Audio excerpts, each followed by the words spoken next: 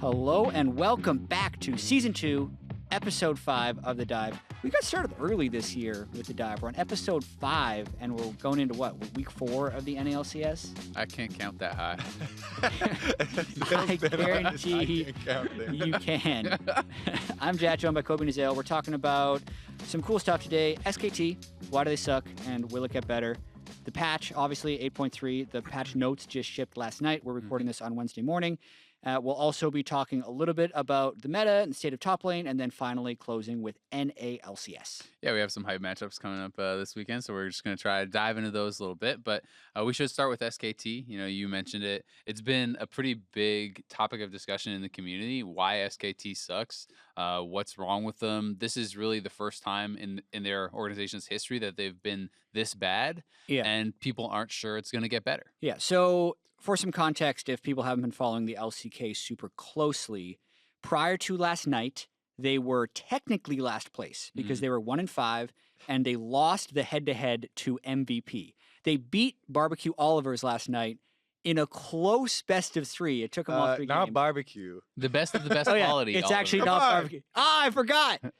BBQ Olivers is not to be confused with the Barbecue Olivers, which don't exist. You'd have to be a fool. Yeah, confuse the chicken. Okay, anyway, the MVP series to me stood out in a crazy way because not only had MVP been 0-5 before they played SKT, they hadn't won a single game. They were 0-10, and then they beat SKT in that best of 3. But like TLDR, SKT started their 3rd different jungler. They've played Blank, they've played Wolf. Now they've played Blossom. Wolf is now their support. They've been trying effort. They've tried 2 different top laners, Thal and Untara. They've just been trying everything. What do you guys think? And they've had just the part of the problem for people in trying to understand, what happened to SKT is that there are, multiple confounding factors here. They have more than one problem. Everyone wants to, Thal sucks, or Blank sucks or something like that. But that hasn't been that clear, right? There have been draft issues, not every single game, but some of the games, yes, there have been draft issues. Faker talked about that in his interview afterwards as well. He also talked about it being more important than the draft issues were the issues with their plays and the individual feedback that they were getting. And that's why they also started this rotation of players, because Como is trying to, I believe he said, do something with the bad situation, like make the best of a bad situation, to try and like move around the parts to see who they could get to actually have some synergy. Yeah, I mean it's way more than just a draft issue. I watched a bunch of SKT this weekend because I was kind of curious, like what is actually going on with these guys. And one of the biggest things for me that I came away with was, like, obviously it's more than one issue, right? They lost some of their star players. They are having draft issues. They're having coordination issues. It's never just one thing when a team goes from world finals to last place. But to look at some stats in the top lane, it was pretty shocking. Like I was watching Untara play, watching Thal play, and I started looking up some stats. So Untara is second to last in kill participation. Has the worst goal difference at 10. He has the worst CSD at 10. He has the lowest first blood percentage. He has the lowest DPM. He has the lowest gold percentage, the lowest damage percentage. He's like the worst at everything. And it's just like watching him, you see that. It feels harsh to say, but he's not an aggressive player. He's kind of trying to hold evenish, but he's not doing that. And he's like not really creating any pressure on the map. When you look at a lot of the top laners over the last couple of years that have done very, very well for SKT, when you think of, Duke, and you think of Mar, and you think of even like Huni playing extremely aggressively and these sorts of things, they're people who drew pressure and relieve pressure. And he's someone who has not been able to do that at all. And like one of the things that really stood out to me, and Thal I think has been playing better, but not massively. But it's like watching, one matchup where they so earlier in the season, KT plays Kingzone, SKT plays Kingzone. So Khan picks Fiora into Thal's Camille. Absolutely slams him. He's just destroying him. He's 1v2 killing him under turret. He's putting on so much pressure. And then seeing them pick the reverse matchup where they get the Fiora and Untara's playing it, and literally nothing happens. It's just like a farm lane. He's like 0-0-1, 40 minutes in the game. It's just they're not able to really perform at the level they need to. And it's not even just, aggressive matchups or exciting ones, like that. The meta right now in top lane, you can play farm champions, right? You can play defensive champions. Gangplank is one of the most highly sought after ones. In the early game, you're just trying to make money, right? Yep. He got Gangplank one time. He went 1-6-3 in that loss, and that was a rough one, right? Yeah. It's not just like, oh yeah, he's the defensive player or whatever. Because people were talking about it last year at Worlds too. They're like, oh yeah, he'll be the solid one that will just always be consistent and farm, and Huni will be the super aggressive one. And the thing is, that works if your bottom lane is smashing and your mid lane is smashing, and then you're okay, I'm never going to get help and I'm just going to be kind of even-ish and not really try anything. That's great. But the bot lane is not smashing anymore, and Faker is getting so heavily focused because there's no pressure really anywhere else on the map, it feels and he's had 3 different junglers, and they've actually played, I found last night, half of the Sivir in the LCK, if that makes sense. Like Bang has played it 6 times, the LCK's played it 11 times. And that's not necessarily something that gives you the early game pressure. So if they have no pressure in the top lane, a rotating door in the jungle, and a farm bot lane, it's like they are literally just waiting for Faker to do something, but everyone knows that, so it's going really slow. And that's another point that people have been bringing up with SK Telecom, because they see Faker engaging a lot, being like the initiator for the team. They're like, what's going on? Oh, he feels so much pressure because the rest of his team's not doing anything. In player and in comp, right? Like a lot of times they're comps that can't do anything. If they have a GP and a Sivir and a Tahm Kench with the Kha'Zix jungle, it's like, yeah, you're going to engage on Kassadin. Yeah, his answer in the interview was that there just are more mid laners right now that have it in their kits to initiate. True. And so that's what he was talking about. It's not just the player issue. There's definitely some player issues. Yeah, that's why I say it's not just. Sounds like Azale plays it a little bit in the top lane. Just a little bit. But also, I mean, so it's really funny. We've been playing some Flex 2 together sometimes. And Kobe gave us a first game Camille the other week. And we won! He get in there. We won, right? But there was maybe a little bit of hiccups here and there, right? So I was watching the MVP SKT series, one of the series I watched. Blank locks in Camille. I'm pretty sure he just gave SKT on stage a first game Camille. Because that was awful. He's like, he doesn't even look like he knew what the kid was doing. Well, that was the one like last week, right? It was last week. Yeah. He had played it way earlier in the season, and they won. It was looking rough. One thing that I do want to touch on really quickly, I know he's supposed to play it. With SKT that not many people have talked about is at the start of the year they did make coaching adjustments to their org. In the last 3 years, there has actually been head coach Carter, like picks and bans coach, strategic coach Coma, and the rest of the team. Carter is no longer with the SKT League organization. He's off doing, I believe they said he's going to focus on PUBG. Okay. So Coma's kind of doing both now. And we never really did see Carter in any of the interviews or the features, but from what I heard, he was pretty involved with just the team and either the discipline side of things or really helping Coma make through decisions, and they don't have that anymore. So I am wondering a little bit. It is a bit of a new role for Coma and how the team's going to adjust to that. Ooh, I haven't heard this angle before. Neither have I. And you're turning the tables on Coma, huh? Well, Carter was just really important, I think. Yeah, it's the really authority tough. figure is no longer there. Yeah, and if the team is struggling, like there's more work, more responsibility put on even just the picks and bans coach as you were, and if he has all these additional responsibilities on top of that too, that's gonna be pretty tough. But I do think there are some glimmers of hope for SKT. Obviously, they won with Blossom. I don't think he's you on the Blossom hype train? No, I don't know if I am. I didn't get to see the full series. It was last night. I just watched some highlights this morning. It seemed okay. They won the series, but I do think it's positive that they're at least trying things, that they are swapping players around, that they are trying to find something that works. Because when you're struggling this hard, I think you need to change things up. I think you do need to try to make some changes, and hopefully they can find like something that works, right? Like I think Untara is clearly not working. I would personally rather see them at this point. Like if Blank is not playing that well, if Wolf is not playing that well, just put your 3 rookies in, get them some experience, see what happens. I thought for a second you're gonna say Blank top lane. You're like, Untara's so not hear me working. out. Faker goes top because that's not happening. Yeah. Wolf goes mid. Exactly. Okay. I'm open to anything now. Yeah. Wolf was juggling. So I think the final answer to this question is they're 2-5, Yeah. right? that's 7 games into their 18-game split. They're still playing best of threes. The top 5 teams make it into playoffs. How about this? Does SKT make playoffs? I don't think so. Not in spring. I was gonna say, what odds would you give for their upcoming match versus KSV? Bad. Like 10%. 1,000 to 1 or something. I give them 10%. Yeah.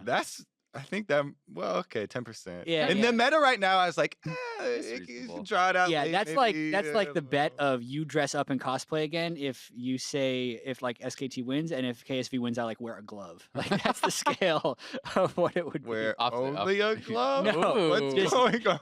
Wait, what? be. I put a glove on. Everything else is the same. There's nothing else. Okay. Kobe's intrigued. Yeah, But yeah, I mean, I think spring is like pretty dunzo. Well, yeah. but summer, I think there's like a lot of time to improve before Worlds, and I think the fact that Marn is taking spring off, everyone is going to be looking at that, right? When top lane is struggling this hard, when Marn is kind of streaming for spring, if they can convince him to come to SKT, things change, I think, a lot. Yeah, and I do also need to cut them some slack in the fact Mhm. that they've been in 3 world championships in a row. Faker's been to every All-Star game. They've been to pretty much every MSI. This team has had fewer breaks than any other team in League of Legends over the past 4 years. So there's a level of burnout where you just need to have a natural ebb and flow, and it's hitting them really hard right now. I think they'll be back, but they've lost so many games at the start, and I don't know if the switcheroos they were doing in the rosters is showing like much promise. I know there was a lot of like positive things that people were saying about Blossom on Reddit, Mhm. but he made some really bad plays in the BBQ Oliver game last night. He had the nice Baron steal, but aside from that, like totally different page, bad engages, bad ideas for things. He's so far away from being like an SKT caliber jungler. Yeah, I think a lot of the positive things were people that have just been so closely following the 0-5 streak that their bar for SK Telecom Hey, they did something. has dropped down to like here, and they're like, oh yes, at least he's trying. He's hit or miss, at least not only miss. Mhm. So He got the hit. He got He some got the hits. hit. He got some hits in there. They're like, yeah, he's a rookie. He's not scared. He's taking chances. I like it. Yeah. All right. So SKT, or say right now, will they make playoffs? Yes or no? No, not I in don't- spring. I don't think so. Come on, man. Say it then. They will make playoffs. Says the man who also said CLG #1. They have the same record as TSM, who you guys said was going to be #1. They play this weekend. That'll be fun. That is hype. Yeah. Anyway, we're going to get to that a bit later. We want to continue to move on. The state of top lane, Azael. Okay. You are. Well, hold on. You're skipping over the best What am I intro. skipping over? I want to intro this with. All right, you can intro. Okay. So if you guys were paying attention to Reddit, there was this video. Hashinshin started it all. Mhm. This top lane discussion. Wow. That then, did. Wicked has jumped in on, and we've had Alorum, I believe, also made a Reddit post. Who said? I think Alorum said it was fine. Yeah. Like there's Yeah, been, oh, there's yeah. been dueling Reddit posts. Certain top laners saying it's fine. Certain top laners saying it's not. Yeah, it's a discussion where Yeah. both sides are Mhm. being represented. But I just found the Hashinshin video that kind of started it all so hilarious and scary at the same time. Because Tell us why. he just goes you have to watch it, honestly. You can't explain it. And I actually have it pulled up here, and I was thinking of Okay, playing the audio, okay. but it's too much. So in typical Hashinshin fashion, he Mhm. gets very tilted by a play in the By top lane. everything. Yeah, Okay. by everything. I mean, so it starts out, he's doing a normal rant, and he's like, oh, yeah, I don't like the game now. Meta's not as fun or whatever, complaining about just kind of normal Hashinshin level of complaints. But then there's this play. I've slowed it down to the slow-mo where Okay. he's Jax, typical, fighting Fiora. Okay. And he's just doing his normal complaining. And then Fiora goes in for the Q. Right as she's about to touch him, he presses his E, Counter-Strike, to try and block it. And yes, Q should be blocked by a Counter-Strike. Okay. But I have it slowed down as slow as I could make it. And I think he presses it just after the Q lands. Mhm. So the Q lands, and it's a vital proc. Yeah. And the Fiora gets like a small hit of damage or whatever. And he just goes berserk. He's like, right through the counters. And then just like yelling for like 5 more minutes after that.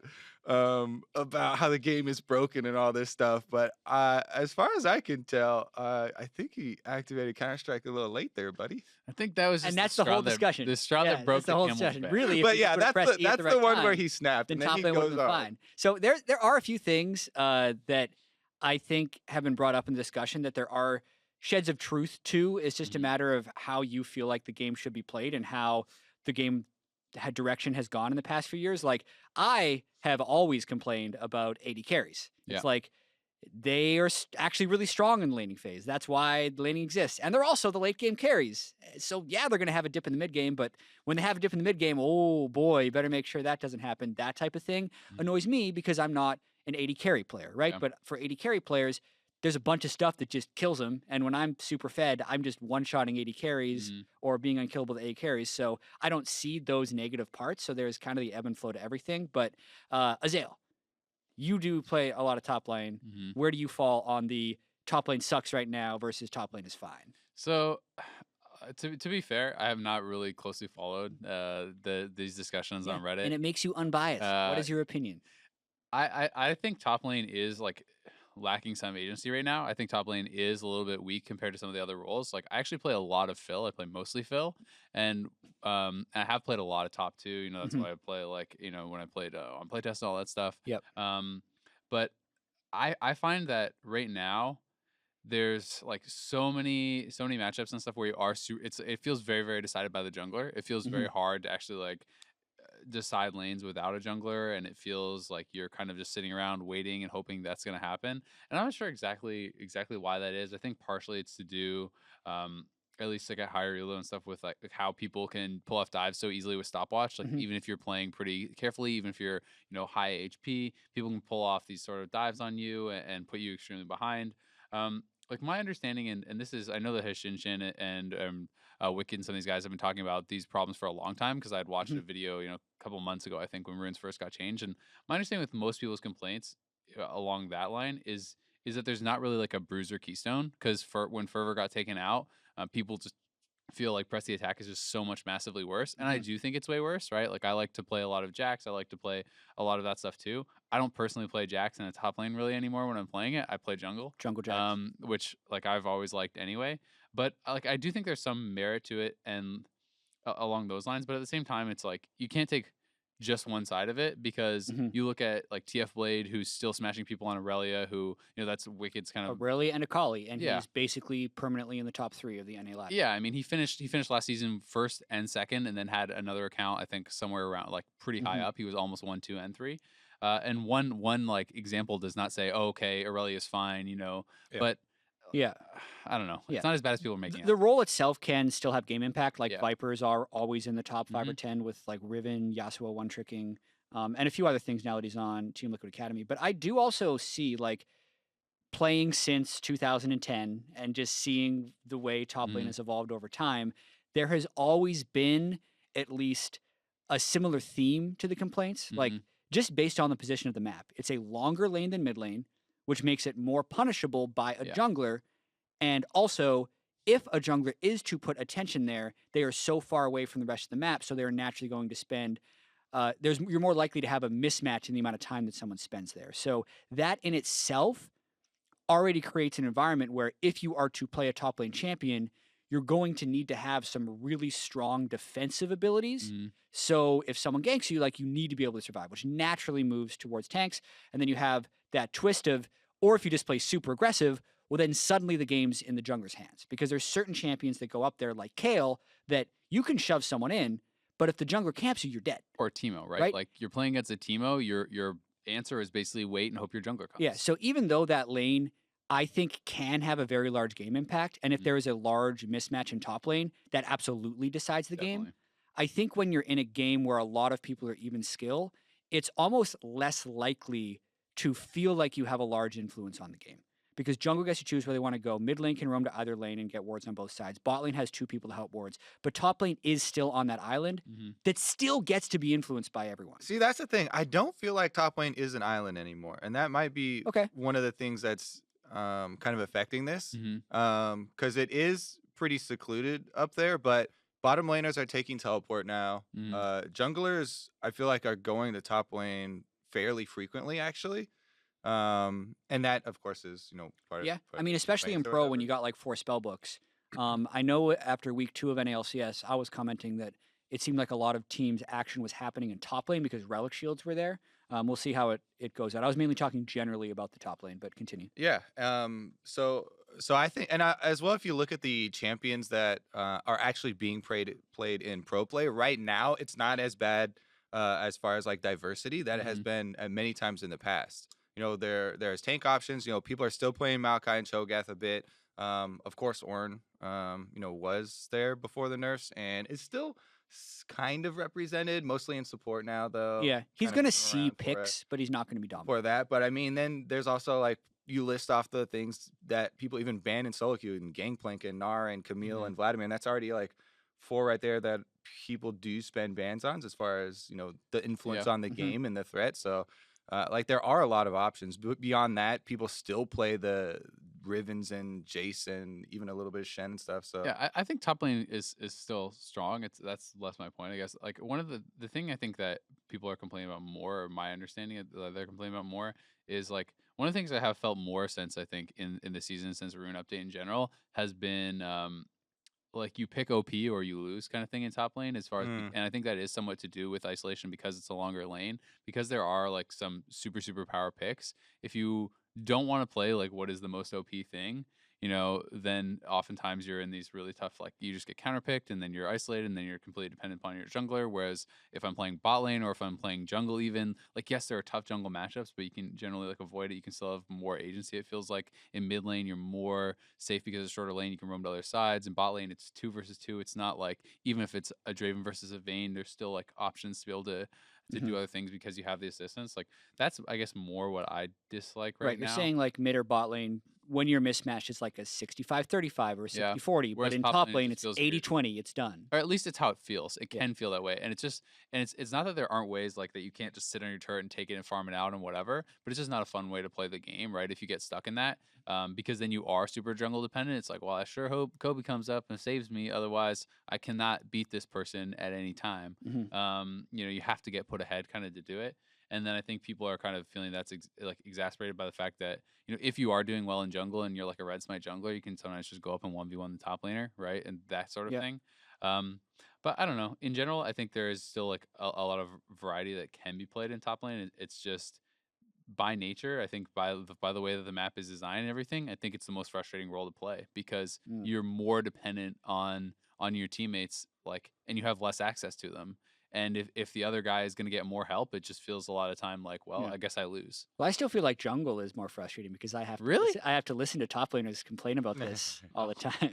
Well, I just play jungle and then I can just do what I want. Jungling is fine as long as you're okay with taking criticism and stuff. And I do think there's points of truth to that, but that's also just kind of the way it's always been. I think the main difference would be the people that really liked Fervor don't necessarily have replacement for that, and those are the people that are most angry. Because when I go top lane, when I get put up there because I'm trying to learn solo lanes now, so I queue mid top, and I've been playing a decent amount of top. Like, I'll either play Vladimir if I feel like there's a carry matchup, or I'll play Malphite or Nautilus or Maokai and just do the neutralize thing because I'm okay winning that way. But totally understand if you're a top lane main, like you're not going to want to do that every game, man. Yeah, and they, people who loved Fervor and Fervor champions, I can understand that, right? Because there's not really a suitable replacement for that. Yeah. So those are legitimate. One thing, another thing that he did bring up though was also junglers can just gank nonstop because the camp respawns are longer now. That didn't make any sense. That's not to true. me, which my brain started to explode, and I was like,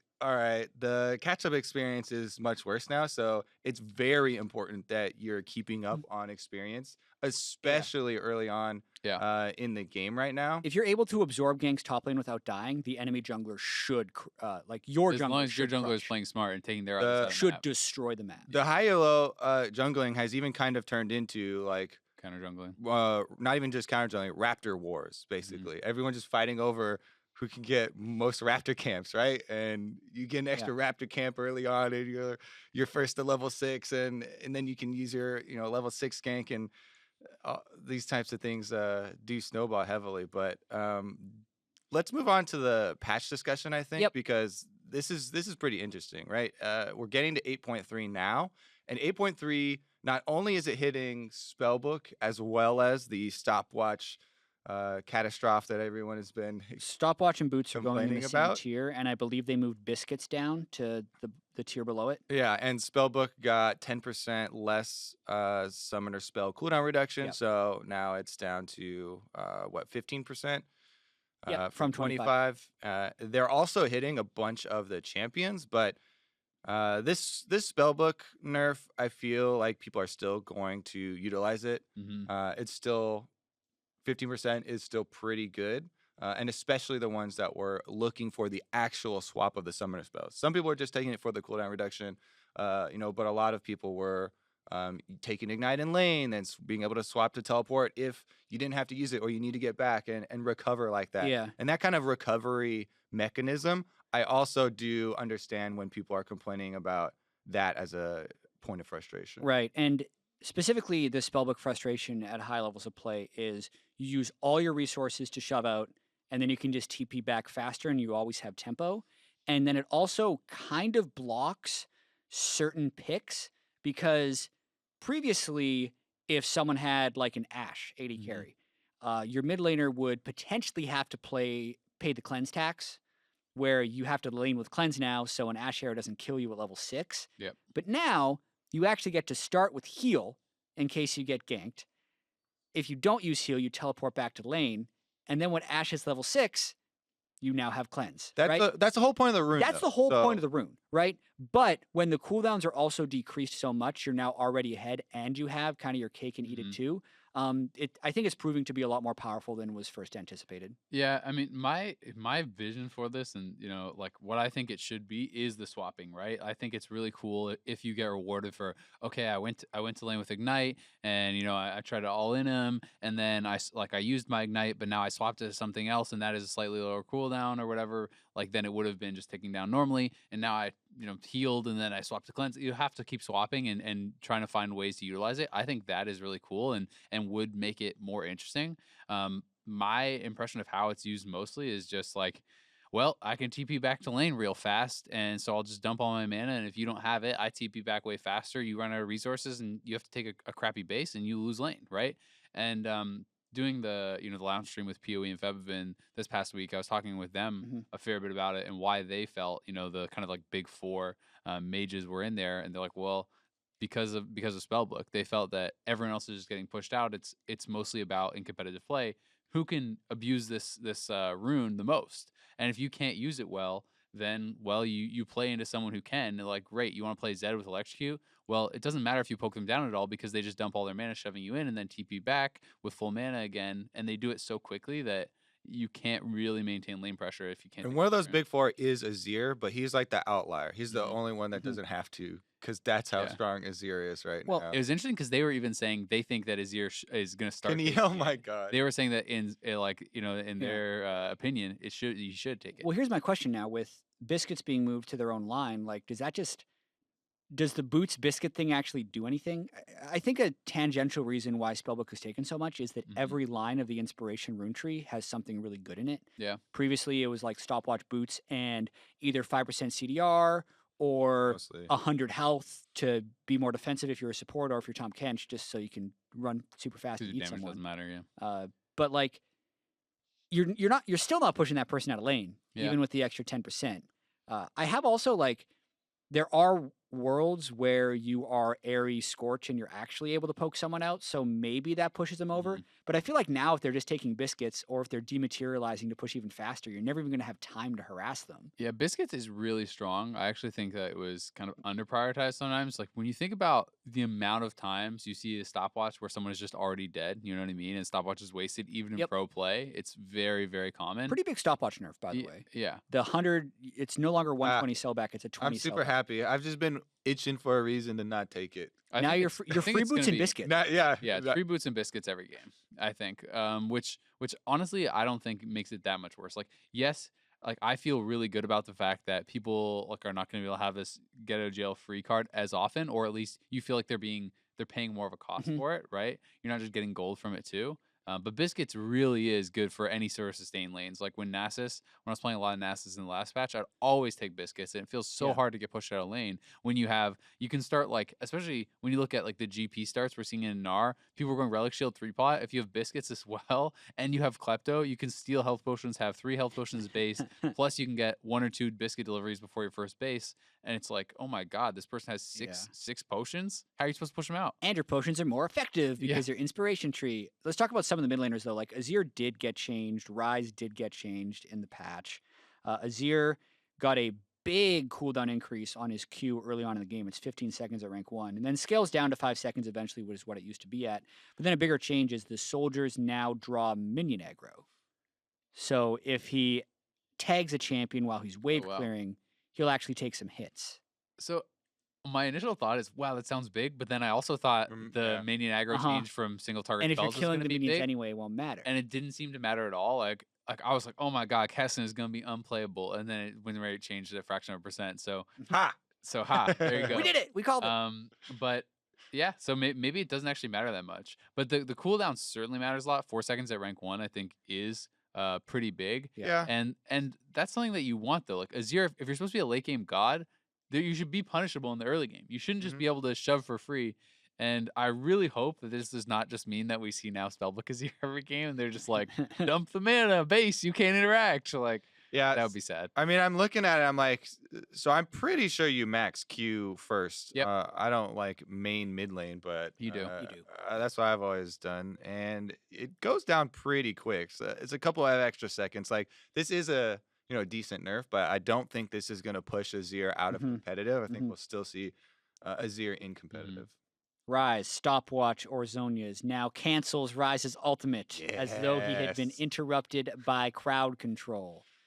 He'll still be played, I think. I wonder how much this will matter. I mean, it feels so good. That's a change that feels so good to see because that interaction was so bullshit, and it's like, this is just nice to know that it's gone. Even if he still played, I'm more okay with it, because there's just like, it allowed him to play so monkey. Yeah, like you just played dumb, right? Like there's even in pro play, like people doing these split push styles where they have no vision, they're just running straight down the lane. Doesn't matter, you have this get out of jail free card. So I'm glad that's gone, because if people are going to make Ryze work, they're going to have to be much more intelligent about it, which I think actually have to ward. They'll actually have to ult away early. I'm super happy about that one. That's a great change. The other ones for jungle, they targeted the 2 most played junglers, Jarvan and Sejuani. A couple of hits to the tanks. The Jarvan one, I know how much armor affects Jarvan and him coming in and out of competitive play, because last time, maybe a year ago or whatever it was like 3 armor they took off. This is 4, and he dropped out, and this is 4. So you get blasted by raptors with less armor. It really does hurt. Yeah. So I'm definitely curious to see it. Basically, you'll just have to play it a couple times and see how the clear feels. Sometimes people then have to adapt, and they're like, "Ooh, we have to fit in like an early scuttle." Spellbook and biscuit. Okay. Yeah, well, actually, like, God damn it. I think the Sejuani and Jarvan nerfs are real, which means Kha'Zix, Zac, and maybe even Camille Jungle plus Jax all move up. Like, it depends on whether or not it actually kills Jarvan. I don't think it will. I think people are still willing to take it or at least will be willing to take it for a while. This last week, people weren't picking him much in NA, at least, right? Like, his priority went down a lot. There was a lot of picking. Jax is going to go way up. 4 armor means a lot in your early clears. And if he was already falling in priority, maybe we don't see him much. We'll have to see. Definitely need to test that one, see how low you get. The Sejuani one, though, I've been spamming Sejuani. Not because I want to, but because every team I'm on needs a tank. She wins 2v2s, too. And like, at level 9, she's just a bonkers tank. But that nerf, I think, is really big. The mobility, hitting mobility always feels, I feel the most whenever I'm playing any jungle champion. And this is huge. 4 seconds, because you usually leave it at rank 1. It's a 1 I think that what people will do now is after your W, then you're going to start putting, at least drop a couple points into it to lower that thing down, because 17 seconds is very long for getting caught. That's the time period where you're in and out of team fights, and it's definitely gonna be a sizable nerf. That would mean that you would just lose out damage on your permafrost instead of putting points there. But I think that's going to be the trade. I think it's pretty big. Like I remember, and this is a weird relationship to draw, but do you remember when Volibear was meta in like 2013? No. Kobe, he was meta. Go back, watch Saint Vicious play in Volibear Check in the the VODs, Kobe. LCS. Check the tapes. A similar Actually, nerf. I remember Snoophead playing it on EG. That's Yeah. the only competitive game A I can couple remember. people playing it does not And I a remember- meta make. He was I just meta. remember him standing on every single. It's like they were doing this base defense, and he stepped on one trap, and he's trying to clear out all traps. And he stepped on 5 traps in a row and just died before the fight even started. And I was like, oh Yeah. no! All right, It was the end of EG. he was meta, but a nerf kind of like this killed him forever, Forever. among other things. Because what among happened him being crap. is his Q, I'm stuck on step number 1 still. all right, But his Q used to be a base percentage of move speed at one point, and they made it so the early ranks were a low percentage and the higher ranks were a high percentage. But like these types of nerfs are way bigger than you think if it actually changes, if it forces you to change your skill order. Yeah. Because no one likes putting points in Q on Sejuani, as far as I know. Like you want to max W and then you need to max E. Because the stun duration on E is what allows you to make it into range to get the damage, which is the big part of the damage in the kit. And if you only get to Q into a fight and never get to Q again because now the fight's over, like that is actually really, really big for Sejuani. So Yeah. I need to keep a really close eye on this Sejuani to see if it like actually. It also means Well, it's- you rarely will ever get access to leveling up your E. If you're doing Q second, there's not a lot of games that you get to like the level 18 Yeah, range. and if you're not leveling your E, you're not able to proc that stun very often because it's 1 second. And if people are building Merc treads, it's like you got half a second to try and get an auto in. you're on a good roll here. I don't know about the Volibear meta. I also do not know about Volibear, but as soon as I saw Check the these tapes. Sejuani nerfs, I was like, all right, I'm switching to Zach. all right. Yeah, As that's- the go-to tank. And I That's think the most people will. natural. Another big one I think is Kog'Maw. I think those changes are actually pretty impactful because this is something like it's essentially at level 9, you always max your W first. It's 2% less of the target's maximum health per hit. When you're attacking at insano attack speeds as this champion does, not only is this a late game nerf, this is an early game nerf because Kog'Maw on one item with Rageblade at level 9 was exceptionally strong. What do you define insano? Over 1.5? This Over 1.75? He's talking about Yeah, win attack rate. Win speed is percent, the oh. insano. Judges Yeah, all yeah, nerfs yeah. and win rate percentage No. raises. He's I thought you were talking talking about attack speed. insano attack speed. Like, what is insano? When he's just throwing up, Just you that- can't even that- see the that- individual. that's individual when you've shots reached anymore. insano. That's Okay. when he's reached insano. When you get a connected stream. Exactly. When you have a connected stream, that's when it's insano, and not before. Yeah.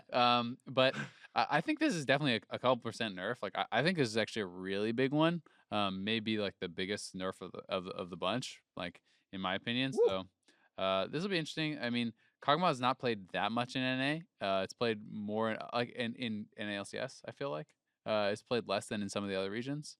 Mhm. But He's like, been banned a lot. yeah, even he in has been NA. banned a lot, and he's a solo queue terror. I feel like Yeah. there's so much Kog'Maw in solo queue right now. I think so he deserves the nerf. I he's just too wonder if good. this was like. I mean, it might be too much, much. but it's so frustrating to play against this champion because it just feels like if he ever reaches those items, you just lose. Like especially if there's some sort of defensive support, it feels like you never, at least in the less coordinated games, in solo queue and these sorts of things, if they have Janna Cog and he gets Mhm. a couple items, I just feel like the game's over. I feel like I have no way to win. So I'm glad that he's getting nerfed. But what I'm kind of interested in with a lot of these changes is if you guys think it'll actually push other things in, Move the needle. if Jarvan and Sejuani gets knocked out, do we actually see Skarner, right, who's super high win rate in solo queue and these sorts of things? Like, does he come in? Lucian got a little bit of a buff. Like, do we actually see anything getting changed with the spellbook thing? Do you think 10% is enough to push out some of the big four? Well, at least for junglers, even if Sejuani and Jarvan get pushed out, I think there's still a lot of things that can jump in. Zac and Jax are tradable tanks. Mhm. Kha'Zix and Camille are tradable AD guys. Rengar's still good. Nidalee's still good. Nunu's still big, right? Yes, I think Skarner is potentially there, but you need a team comp that can work with Skarner. That's as far as I think with junglers. There's a pretty big roster of junglers right now, so I don't think it'll like really create a lot other than get rid of the junk at the top. What do you guys think about Lucian? Because those are decent sized early game buffs, potentially making him less level dependent. But I guess it really depends on the current state, I guess, of bottom and mid lane. Like mid lane's a bunch of long range mages, probably not great for Lucian. Any chance you see him bot lane? I believe my boy Double Lift tweeted I that saw that. He's always wants right. some, about he these. wants some range changes. Nope, rather not getting than- those. rather than not damage getting range changes. changes. But these definitely do look like decent damage changes, to the passive, and I kind of like buffing along the lines of the champion. We don't want to convert Yeah. every 80 His carry second shot into damage is the more, same and he gets range. more crit damage. Like I actually think, when you're talking about the early stages, right, how it does increase, I actually see this as more of a Lucian's probably a lot better late game, because if you're doing the IE style builds, like if you go back to like a traditional marksman build, Yep. 75% crit instead of the 25 on your second shot. Like if you have 80% crit build, or even like 100% crit build super late game, like that's a significant amount of damage, and you can be constantly proccing that. Yeah. Like I'm not sure exactly how much of a DPS increase that would be, but just like looking at that, to me, I'm thinking, hey, Lucian late game scaling might be a lot better. Yeah, I think if he comes back bot lane, because that's where you're going to be able to do the Essence Weaver build, and you're not relying on the Blade of the Rune King Black Cleaver thing that was mid lane. I was gonna say that was kind of one of the peaks of Lucian, was when he was going semi-bruisery, Bork and Cleaver and stuff. And that doesn't really help. So this crit. is like a different direction. Yeah. All right, last Interesting, thing I though. want to talk about on the patch is these little baby Victor buffs they gave, where the shield on the empowered Q, once you upgrade it with your Hex Core, is 60% higher. That looks a lot bigger than it is. It's like... That sounds big to me. 60%. Sounds big, 60%. Yeah, the 100-point shield is now a 160-point shield. And then the Chaos Storm cooldown goes up at later ranks. But I've actually been starting to play Victor again lately, and I don't know if this build can transition to pro, so to speak, but it is definitely fun. Kobe told me about Dun, the NA one-trick challenger Victor, DUN. He was going Abyssal Mask into Iceborne Gauntlet. He slammed us. Yeah. It feels really good, actually. It does not feel good to play again. Yeah, because when I was playing Victor before, it's like you do your Hex Core upgrade, which is painful in itself to try and get to, because it's 1250 for the first one. But like, if you get good enough at Victor, you're able to surpass that point in the game. And then you'd like build a Lich Bane, and you get a combo off, and then you die, and then you're one shot. But the Abyssal Mask and the Iceborne give you a ton of health and resistances, hits your 40% CDR, so your Q is on a short cooldown, and you still have 200 AP from your Hex Core, so he's still doing enough damage to duel people. Like, I think it is the best Victor build, actually, just because hitting the CDR cap is super important on Victor to cycle your Q move speed, and it kind of gives you back some of that rylized control he used to have when you're getting the auto attack, which converts to magic damage, actually, since that's what Victor Q does. So I do wonder if even these little baby buffs, if people are willing to go for that build, bridging to that point is still difficult, but if you get there, there's a chance that it's actually pretty strong. Yeah, the biggest thing to me playing against him was the change in play style from like a normal Victor. It's instead of just people slapping this build on Victor and kind of playing him, he made sure to really utilize the speed. It's the biggest difference that you notice playing against Dunn, is that he uses the speed so effectively, not only to dodge skill shots and all that, but he would chase down our carries. And not like ignore our front line, but be able to get these huge chunks on our carries past the front line, then sidestepping the big crowd control abilities. And so he's like soaking enemy cooldowns, plus, being this semi, mid line sort of DPS. And not everyone is going to be able to jump on that quickly.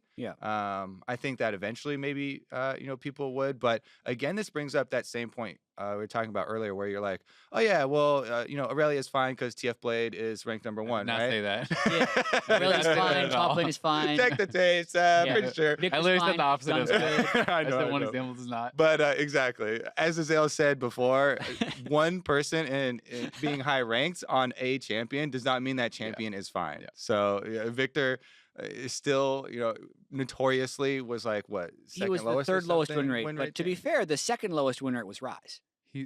He's also going fleet footwork, for what that's worth. He's tried that a few times. He's been bouncing. Looking at match history right now, it's like 15 games in a row of fleet footwork. He's done fleet footwork, he's done airy, and he's also done spellbook. And he doesn't go the Iceborne Abyssal every single game, but he does it a lot. So it'd be interesting to know, what exactly his thought process is on when he does it and when he doesn't think it fits. Because other games he's just doing. Let me guess. Lich Bane, if Void the other Staff, team has a lot of attack damage, then he goes with the armor item. Yeah, but he's going full defensive, right? It's going an MR item and that. Yeah. So, I don't know. I think it's pretty cool. I've also actually seen. I don't know if it's copying this guy or what it is, or if it's just a trend, but I've seen a few TFs recently doing Iceborne and Abyssal and these sorts of things, I've been seeing more and more like tanky mage trying to play this kind of, like you said, like midline, like somewhat engagey, different things, and it seems like it works more effectively than you think. Yeah, the Twisted Fates a long time ago, going Rod of Ages first, were actually some of the most frustrating for me to play against. And now I think after Apto posted, or someone posted translation of Apto on Reddit about Twisted Fate, and he's been spamming it, you know, and he always has these insane win rates. Yeah, like 80% rank 1 Yeah, challenger. the guy is extremely good at the game. But he posted some things, you know, behind the theories of like taking Resolve second and having like just enough tankiness for, X, matchups, and not being able to have any bad matchups anymore because of the resilience. Kind of tilted a lot of people in that direction. Yeah. Awesome. I'm still going to play Victor. Last thing I will say on it is, did you know the Q Shield has a max mana ratio on it? Nope. Yeah. So the Abyssal Mask Iceborne Gauntlet actually makes your shield bigger, which gets buffed again by this patch. Wow. So that baby buff might be a little bigger. Sounds like you should go for tier done. 2. It's like this Dun guy knows Victor Dun pretty guy well. knows what he's doing. Also, Fleet Footwork has a 0.4 AP ratio, so that's why he's doing it, so he can heal through his shield. Also, I can't emphasize enough. That's what I was thinking. The goddamn speed. He's fast. He's a fast boy. Yeah, it was really annoying. Yeah, because I mean, the Fleet Footwork is going to proc on that Q too for the double move speed on that. So it's pretty cool. But we should probably move on to NA LCS. We spent a lot of time on Victor. Jack loves Victor. He was so happy that and Volibear. There was a success case. Actually, really like. I love playing Volibear. Yeah. He just sucks. He does suck.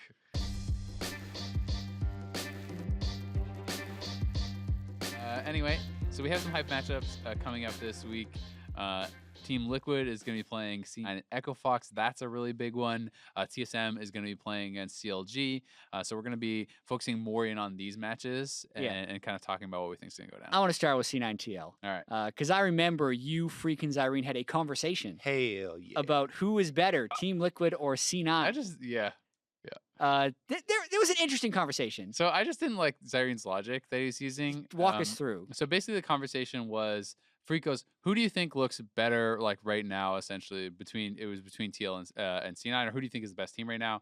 I said I think right now TL looks the best because of how dominant they've played in a lot of their games. And Zyrene's argument was that he thinks C9 looks better because since they have not ended as fast, he knows that their late game is good, whereas he was like, he doesn't know the team. He doesn't know that TL's late game is good because they haven't got there. And to me, that's just like a bit of a logical fallacy, because it's like you're taking away points for TL being too good, right? Like that doesn't really make sense to me, as far as saying, oh, well, maybe your late game sucks, so I can't give you points there because you win too hard. Like maybe you should try losing more. You know?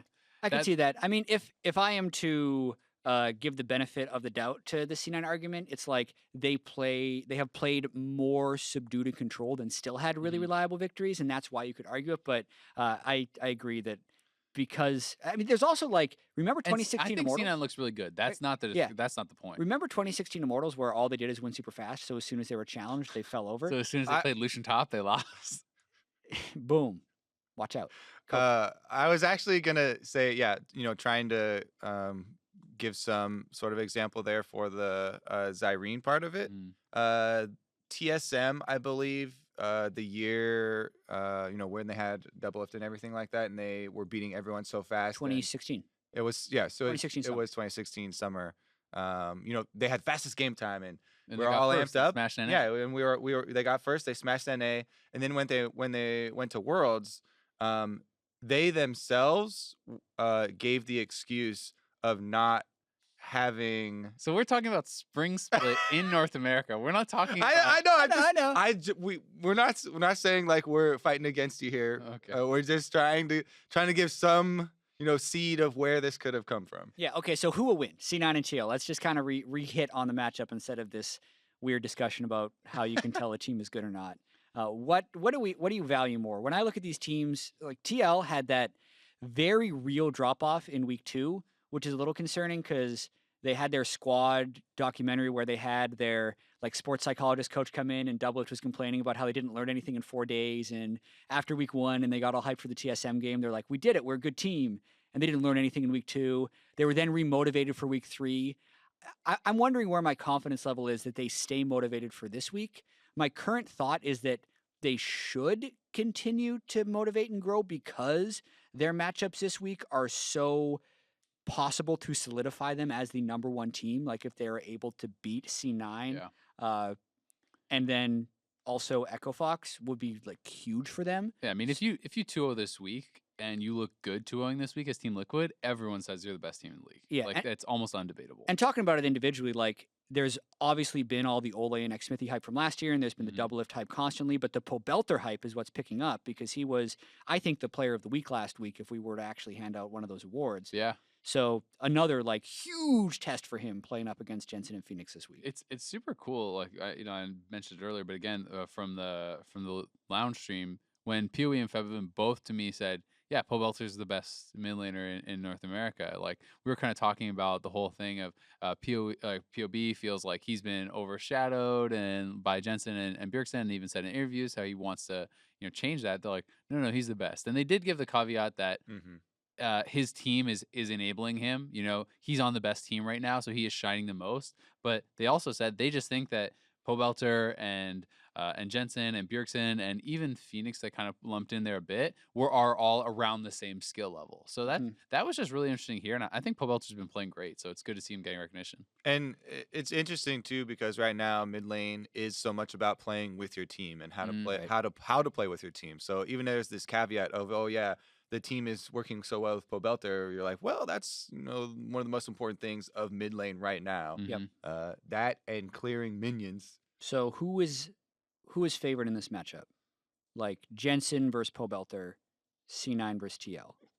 I mean, I'm two separate things. preferential. Are you going for the individual 1v1 or the team v team? Let's talk about both. It's a 5-on-5 It's game, more bro. interesting. So I don't think it's the pure 1v1. Like these guys also talked a lot about how one of the reasons they think Pobelter does so well is because him and Smithy work so incredibly well together, right? And I do think that's an advantage that TL has. They have played together for quite a while now, and they have a lot of built up synergy there. I think if you look at Jensen individually, I definitely think like as far as historically his lane dominance, you would if this is an isolated 1v1, you say okay, probably Jensen, right? But it's not, and I think that Jensen and Svenskeren do not work as well together as Smithy and Pobelter. Yet. Yeah, exactly.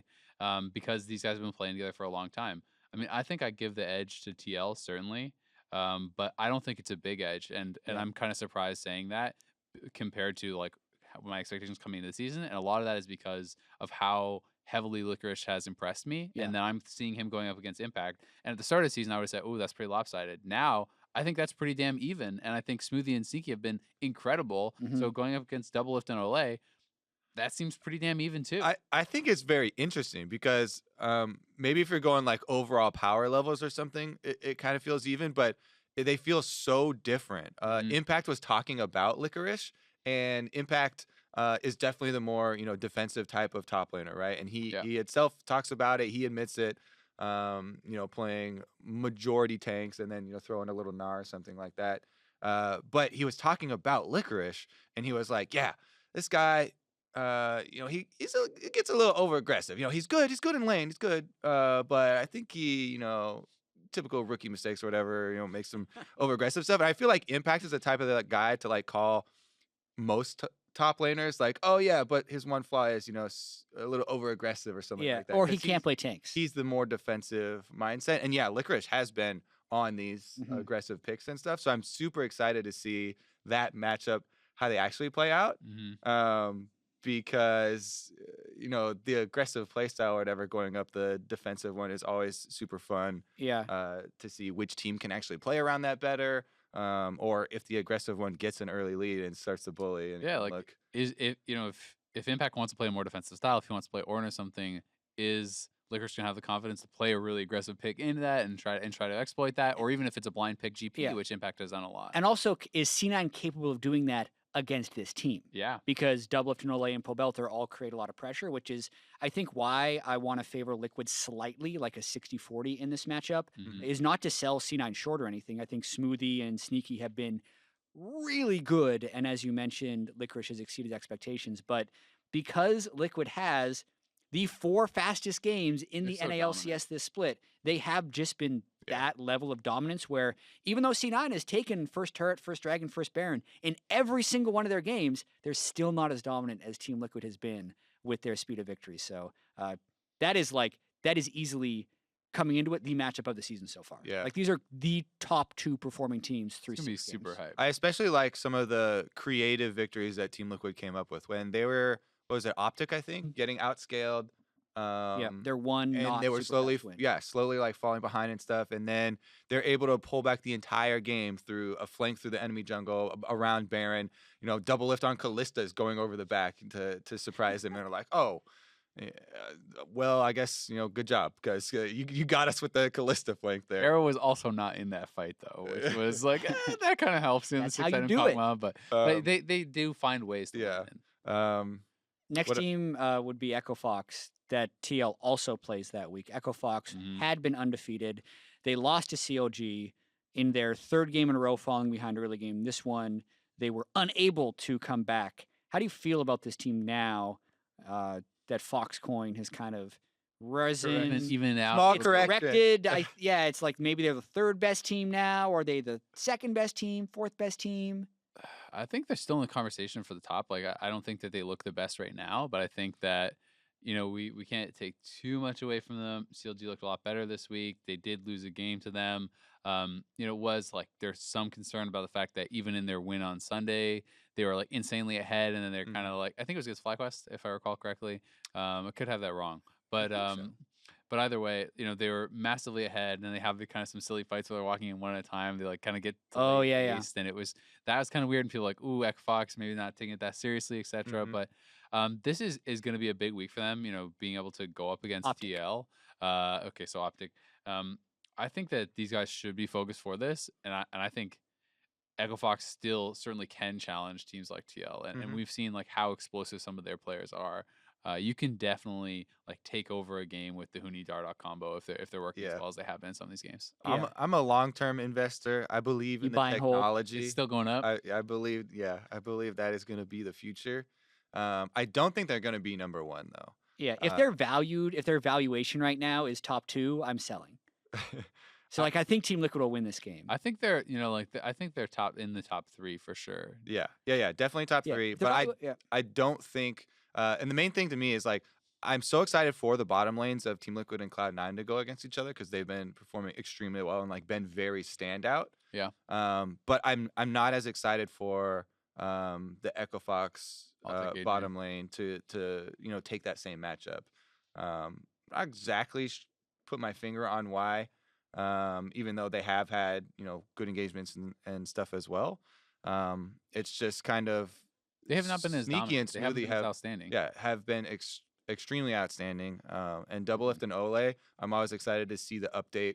Has Double Lift pushed Ole too far? Did he apologize enough in time or whatever? Did they work it out? Because they keep on having so many of these videos come out where Double Lift is giving him criticism or telling him trying to teach him stuff, and Ole's working through it. I think they're good now. I love Ole's was the last update. By the way. Yeah, Ole is just a sweetheart. I think Ole can get along with anyone. Ole just seems like the most wholesome individual ever. Yeah. Like I think Apollo might have some competition for nicest person in the LCS. They're gonna have to have like a nice off or something. But Ole seems like a really nice guy, and he's been very good for his time in the NA LCS. But it's interesting to me because at this time, in summer, like, during summer, I felt like he was clearly the best support.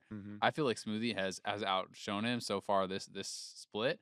Yes, it is just 6 games, but definitely Smoothie has been so outstanding to me. And I think Smoothie, like, in particular, the way that he's been moving around the map with Spellbook and just roaming around and still, protecting objectives as well, key objectives. Yeah. He's been very good at it. Looks, at least from watching the game. Whoever's making the call, and we assume that it's him. He made the call in the Baron one at least. He's like, so we did get the listen in. Yeah. So I feel like the timings are definitely coming together, and he has been working on that aspect of his game for a long time. I feel like all the pieces are kind of there. Yeah, and before we move on to TSM versus COG, which happens on Sunday and is not the most tight matchup of the weekend because TLC9 is so good.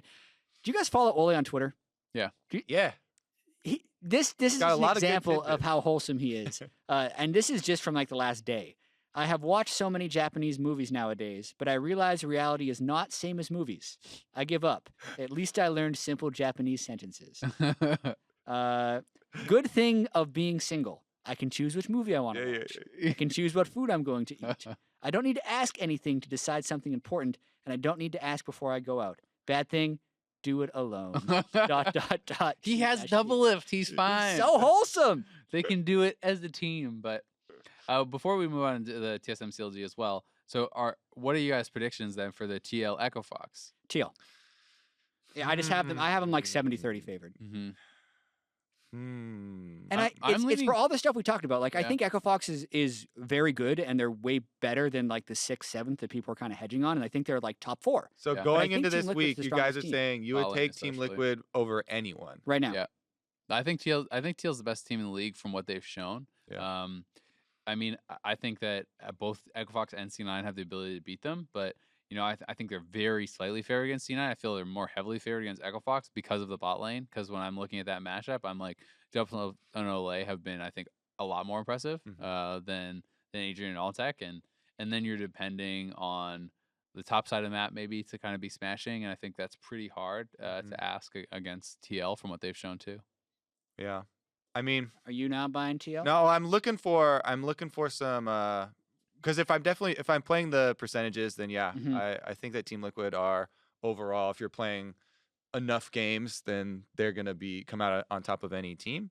But I would have to take into account what happens in their game versus Cloud9 to see how Licorice versus Impact goes, because Huni can definitely completely change the way a game looks. We've seen him the last couple weeks, on Gangplank and stuff, and he's getting focus, and the Gangplank early game isn't there, but don't forget about the week previous to that where it was Gnar or the Lucian top and stuff like this. Like, Huni can play so many different champions that they can actually build an entirely different team comp that's not in the meta right now and beat you very quickly with it. So that's why I kind of hesitate on the Echo Fox game, especially if it's a best of one.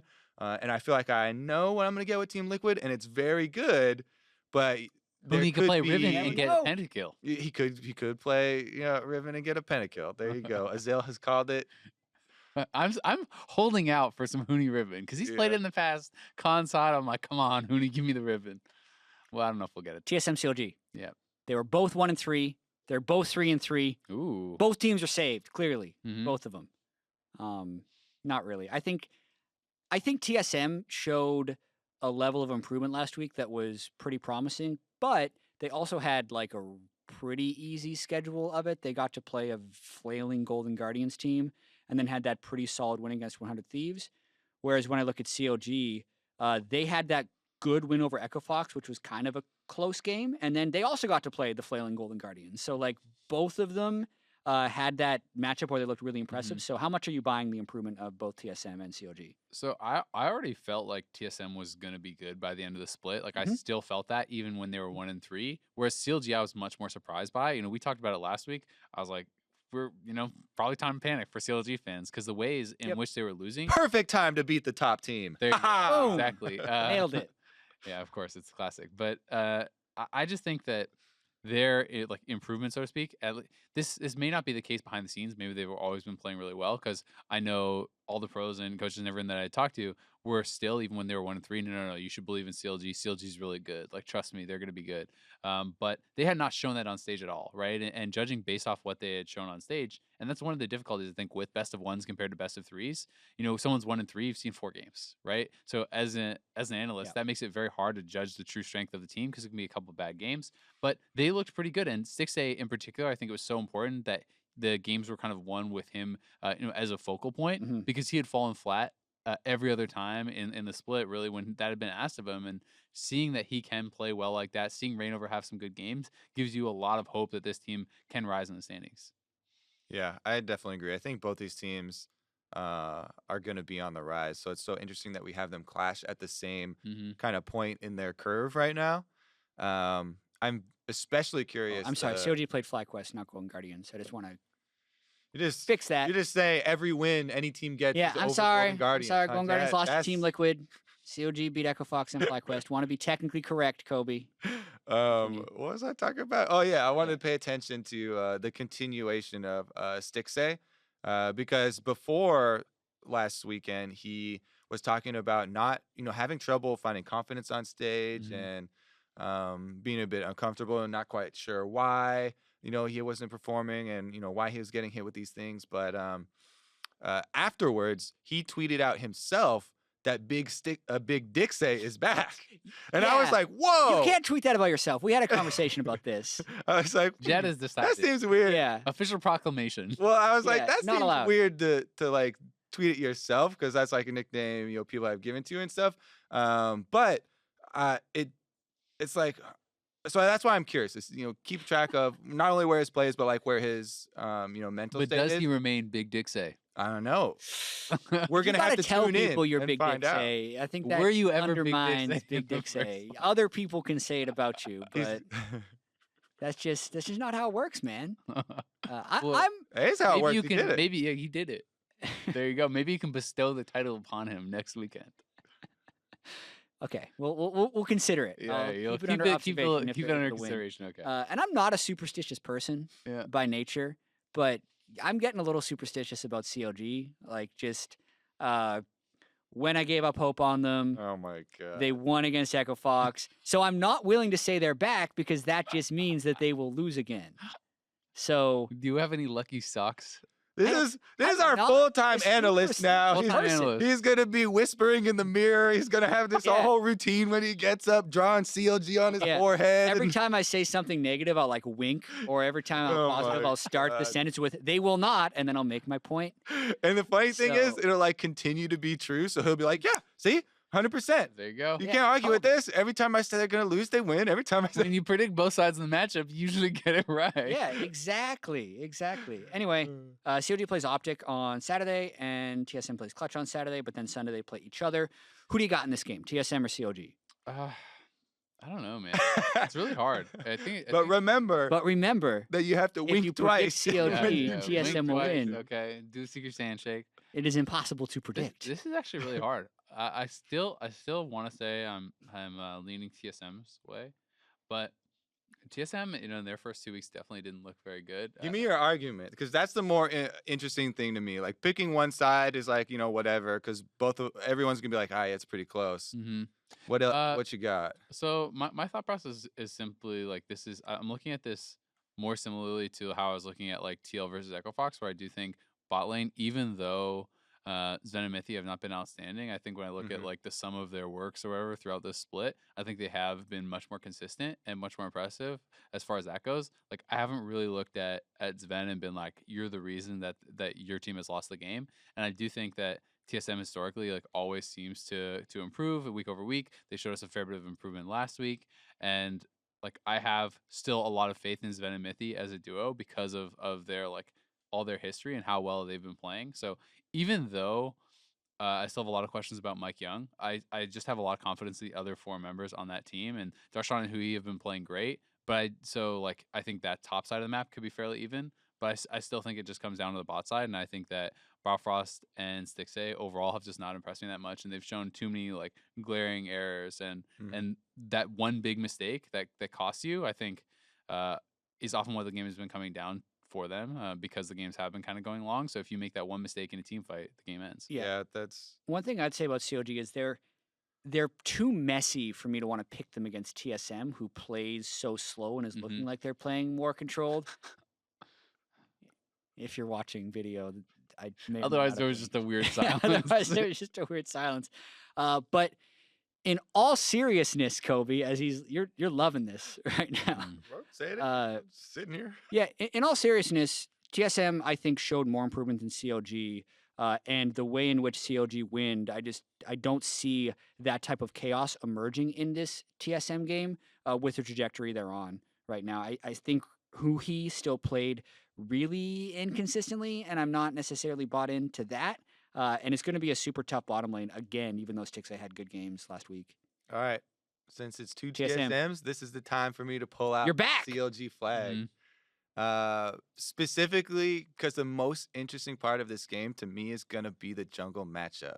And while Reignover was the culprit of a lot of the early suicide missions, Definitely made a couple oopsies. yeah, him and Zix, or him plus Zix plus the analyst or whatever, consistently came up with very good early jungle routes. And just personally for me, the jungle fight recently for experience early has felt like it's been pretty big as far as the early game goes. That in combination with the confidence of a lot of the other players, what they've been saying secondhand, and the coaches. So stats wise, those are the two best junglers in the league at experience. Yeah. Like experience So difference of 10. They rank the exactly. highest. And that's why I'm so excited for this matchup. Because TSM, in a similar fashion to how Stixxay was, very happy and very open about expressing his confidence after their wins last weekend, TSM did a very similar, like, overcompensating thing, it felt like to me, with Mike Young. They took this very beautiful picture of all of them, and like praying to Mike Young, the jungle god, afterwards. And Bjergsen was like, finally, Mike Young smurfing in LCS. And he had a really good performance. They're building them up. So it's going to be the same thing where we're again looking at these two. And is Reignover actually going to reapply pressure? Or will CLG get over aggressive again, as we've seen a lot of the times in the mid game, where they dive and then they also kind of start funneling into losing situations. So it feels like maybe the communication needs to be cleaned up, or has been. Whoever was in charge maybe was too focused on saving losing situations and not kind of cutting off a bad loss there. But that interaction is going to be really interesting to see, because it could mean the actual like big surge of success for Mike Young. He actually starts to dominate on a consistent level, and or Stixxay doesn't make those big mistakes you're talking about and looking for the late game fights, and he no longer gets hit by any crowd control later or something. I would also, I would love to see Reignover playing more heavily around top lane, because when he gets an experience advantage, Darshan has been consistently, I feel like, winning his lanes and doing well. And I want to see him take his advantage and go to the strongest point on the map, which has been the top lane for them mostly this season. And if they Haunter's do that, been amazing for TSM. He has, right? And it's not about the fact that I think, oh, Darshan's going to smash Haunter. It's just I feel like Darshan has been clearly the best player for CLG this split. And when you have a jungler consistently getting advantages in the early stage, take that to top side, make it a 2v2, invade on the blue buff, these sorts of things. Like, invade together on that side of the map, and I think you're gonna have a lot more success, and that's what I would love to see from CLG. And if they're able to do that, I definitely think they could win. Yeah, because I think it has the potential to be a close game. Yeah, I'm gonna decide which prediction I fall with based on Saturday's games. Oh, but right I now, thought that was your right now. prediction. My gut is TSM Kobe. Okay. Yeah, not this locking is his in. pre-prediction. Yeah, you have to be wishy-washy with CLG, otherwise you're doomed for failure. Yeah, I mean, this is definitely a difficult one to go after right now, because especially with the slow starts. Yeah, and we expect both of them to be on the climb right now. And I think both of them are on the climb, right? Who's gonna get knocked off the mountain? Yeah, maybe they're both on the climb. I have to always couch the CLD statement. We're going to move on to Twitter. I'm going to get tired of this really soon. Nathan Wonder, at Nathan Wonder, who are the top 3 imports and top 3 domestic players in NA LCS? With that, what team has used their import slots most wisely? This one actually might take a little bit of thought to get the really correct answer. Huni. As best imports. So, sure. I mean, Smoothie. Immediately I was thinking domestic, and I want to say Smoothie double lift, Pobelter, double lift. He doesn't, Bjergsen's not an import. I said domestic. Yeah. So immediately that's my quick thought. But I mean, there certainly Pobelter would be arguments for him. But I'm just thinking domestic. Those are the ones that popped in my head. Smoothie's been incredible. Double has been so good for so long, and Bjergsen. Those would be my 3 domestic. So even as of right now, the performance of Pobelter versus Bjergsen, you're putting Bjergsen in there. Well, I'm just saying, like, if I'm looking holistically, like, if I'm thinking, okay, which would be the 3? If I have to put 3 domestic players on my team, and I could choose any 3, those would be my 3. Makes sense. Holistically, you'd rank Bjergsen above Pobelter, even though Pobelter's having like a great split, and right now it's harder. Smoothie and double lifter right there. I think one of the reasons TSM was able to use their import slots wisely is because they have Haunter and Bjergsen, who are both technically domestic. I think Haunter and Darshan are in that conversation for non-import. But right now, I think it's like Smoothie double lift and then Bjergsen or Pobelter. Import wise, I like Hooney. Hooney. Yeah. Hooney's definitely there. I think Someday. Jensen is probably Someday there. Jensen. Someday's really good. Then you got to think about like Ole. Oh yeah, Ole. Rainover's still an import. Lear's still an Rainover's import. definitely not there for me. Lear's not definitely right there for now. me. Not right now. Sven and Mithy, you want to like give consideration, but as of now, if just based purely only on this split, they would not be. But if you're looking historically, they would definitely be in the discussion.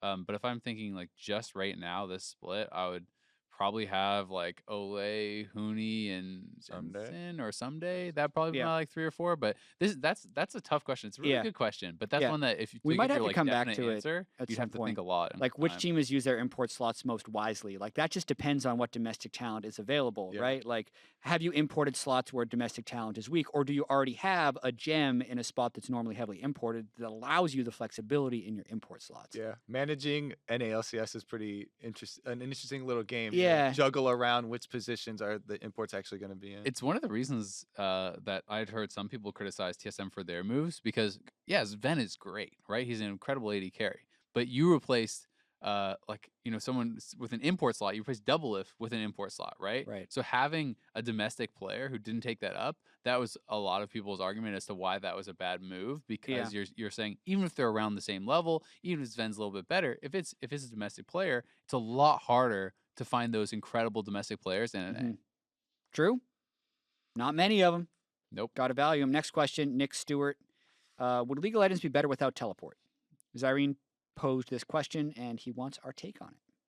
This guy wants our take on it. Zyrene didn't ask for it. This is a very long discussion, I think, like if it would be or not. Like my gut answer is no, simply, but like, so I would say conditionally yes. If you say yes, then it's like everything else has changed around it, right? All champions are rebalanced and stuff. Then sure, I think that can be really cool. But if it's literally just delete TP from the game, change nothing else, I feel like especially from top lane point of view, that limits the amount of champions you can play so tremendously that you can only play lane bullies. You can only play these champions that smash early game.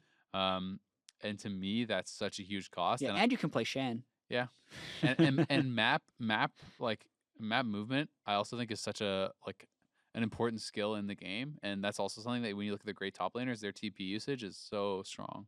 Yeah, I definitely think it's a balancing act because, like you're saying, teleport usage is very impactful if the cooldown doesn't make it trivial, right? If the cooldown is getting so low with this Summoner Spellbook, and now there's 4 people taking the spell as well, that teleports are used willy-nilly, then the big impactful moment isn't quite there. I think it's an important lever to have in the game.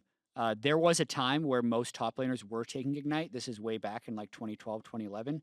But by far the most OP champions then in pro play were like Karthus because he had a global, Nocturne because he had a global, Twisted Fate because he had a global, Shen because he had a global, right? So teleport allows those champions to kind of exist. You'd think about now if teleport was gone, suddenly Galio, Talia, all the other champions I just mentioned are now just way more powerful because they have the map positioning that other champions do not.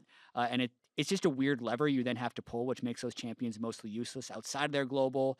And I like having it there. I don't like everyone having teleport on a 2-minute cooldown. I think that invalidates map positioning a lot of the time. But I think the game is richer for teleport. As long as it's balanced. There's got to be some tweaks. And then last question we'll do here from Dan Only. He says, with a third of the season done, who are your early contenders for MVP? And he is particularly impressed with Smoothie, POB, and most surprisingly, Phoenix.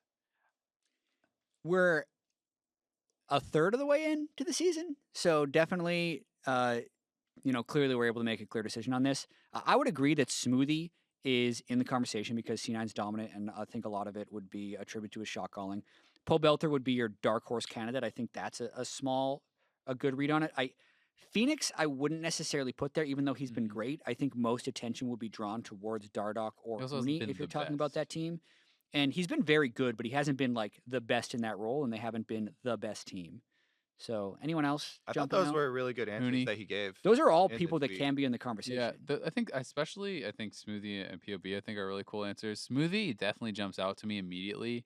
If I'm giving like just top 3 off the top of my head right now, I'd be like, okay, maybe Smoothie, maybe Double Lift for 80 carries. I think he's been super good. Hooney for top lane. If I had to give a mid laner, POB could be in there for this performance so far. And is there anyone outside of the 3 big teams, the Cloud9, Team Liquid, Echo Fox, So if you would even put forward? like TSM can end in first place, Yeah. I think then you're starting to consider their players again. Like just following the trends or of MVP, CLG, yeah. right? you Like kind of need to Darshan. be at least fighting for first for a lot of the split or way up in the standings to even be considered. Because like Haunter last week was amazing. Yeah. Like his Gangplank was was great. out of control, but he also had some bad games at the start of the split, and the team's not doing well, so he's currently not in the conversation. If CLG got near the top of the standings and it's in the similar way to how they've been playing, I'd be probably an advocate for Darshan, Yep. or at least thinking about him, because I feel like even in his losses, he has looked really good. So definitely some consideration there. But it's an interesting question. It's something we're gonna have to put a lot of thought into throughout the split. Yeah, MVP is Don't have to always decide just yet. fun. So I think that'll do it. That's been 75 minutes of the dive. I think that's my rough estimate. Thank you for joining us for yet another episode. A reminder, anyone who might be joining us recently, episodes come out Wednesday afternoon. They're on YouTube. They're also on SoundCloud, iTunes, and a few other various podcast platforms. Keep tweeting your questions at RyKobe, at RyChat, at RyDazale. Use the hashtag #TheDiveLOL so we find them. And this weekend, all those hype matches we talked about, Don't miss it. don't miss it. 1:30 p.m. PST is Countdown, which is our 30-minute pre-show. Usually me, Dash, Mark Z, but we throw other guys in there too. Give us patch previews or phone a friend for stats and stuff. Make sure you tune in. It's really cool.